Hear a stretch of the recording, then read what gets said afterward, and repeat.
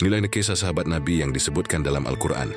Di bawah terik matahari yang membakar jazirah Arab, seorang bocah kecil melangkah dengan tangan terikat. Air matanya telah kering meninggalkan jejak di pipinya yang berdebu. Bocah itu adalah Zaid bin Haritsah, seorang anak dari suku Kalb yang terhormat. Namun takdir membawanya ke jalan yang penuh ujian. Ia diculik oleh sekelompok perampok lalu dijual di pasar budak. Berpindah tangan dari satu pemilik ke pemilik lainnya, hingga akhirnya tiba di Mekah.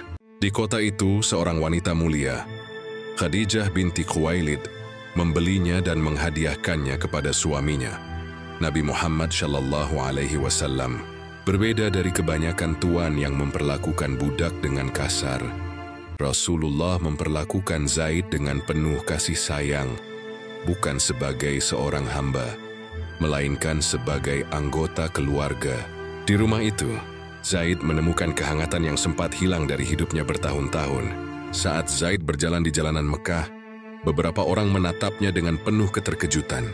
Salah satu dari mereka adalah seorang pria yang tatapannya dipenuhi harapan, Haritsah, ayah kandungnya. Dengan suara bergetar, ia berseru, "Zaid anakku, kami datang untuk menebusmu. Pulanglah bersamaku." Namun yang terjadi justru di luar dugaan. Zaid menatap Rasulullah dengan penuh keyakinan, lalu dengan tegas berkata bahwa ia memilih tetap tinggal bersama beliau.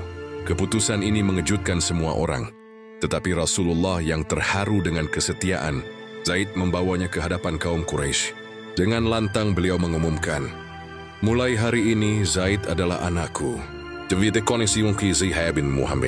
Sejak saat itu, Zaid dikenal sebagai anak angkat Rasulullah, mendapatkan kedudukan yang terhormat di tengah masyarakat.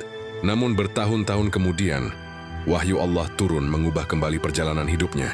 Allah melarang seseorang untuk mengubah nasabnya, sebagaimana firman-Nya dalam surat Al-Ahzab. Sejak saat itu Zaid kembali dikenal dengan nama aslinya, Zaid bin Haritsah. Meski demikian, kasih sayang Rasulullah kepadanya tak pernah berubah. Keimanan dan kesetiaan Zaid terus diuji. Dia menikah dengan Zainab binti Jahsy, sepupu Rasulullah. Tetapi pernikahan mereka tidak berjalan seperti yang diharapkan. Akhirnya mereka berpisah.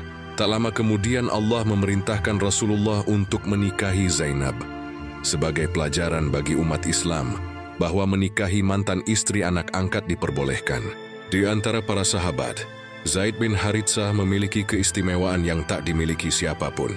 Ia adalah satu-satunya sahabat yang namanya disebut langsung dalam Al-Quran, dalam surah Al-Ahzab, ayat 37.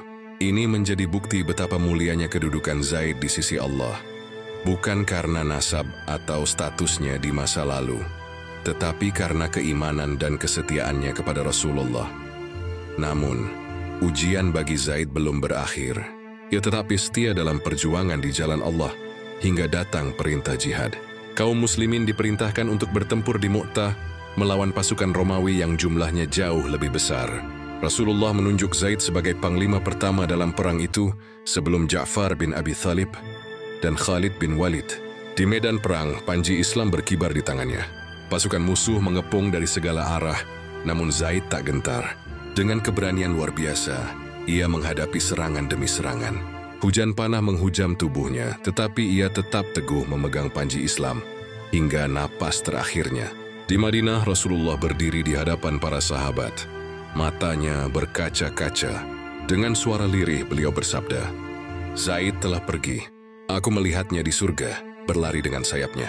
Kesedihan menyelimuti hati para sahabat, tetapi mereka tahu Zaid bin Haritsah telah mencapai kemuliaan sejati. Ia gugur sebagai panglima, syahid di jalan Allah, dan dikenang sebagai salah satu sahabat yang paling setia.